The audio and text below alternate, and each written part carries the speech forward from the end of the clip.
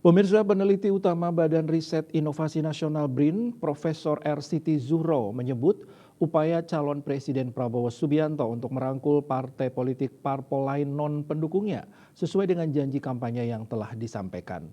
Menurutnya, jika Prabowo berhasil merangkul partai-partai untuk mendukungnya, maka posisi politik Ketua Umum Partai Gerindra itu bakal sangat kuat di pemerintahan.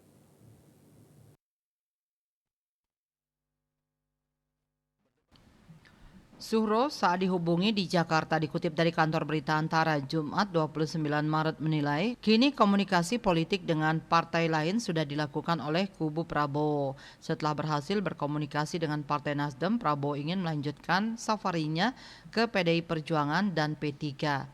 Dia mengatakan saat ini posisi dan peran politik PDI Perjuangan sebagai partai pemenang pemilu 2024 harus diperhitungkan oleh Prabowo. Dengan merangkul partai pemenang, dia mengatakan Prabowo bakal menjalankan model eksekutif happy. Model politik tersebut menurut Siti Zuhro bakal membuat kebijakan-kebijakan presiden nantinya selalu lancar tanpa ada rintangan-rintangan ketika akan diuji di lembaga legislatif atau DPR.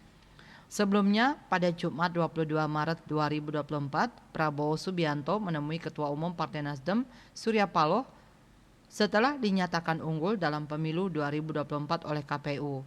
Dalam kesempatan itu, Prabowo pun mengatakan pihaknya selalu mengajak Partai Nasdem secara politik. Kemudian sejumlah politisi dari Partai Gerindra, PDI Perjuangan, dan P3 juga mengatakan bahwa tak menutup kemungkinan bakal ada pertemuan di antara partai-partai tersebut.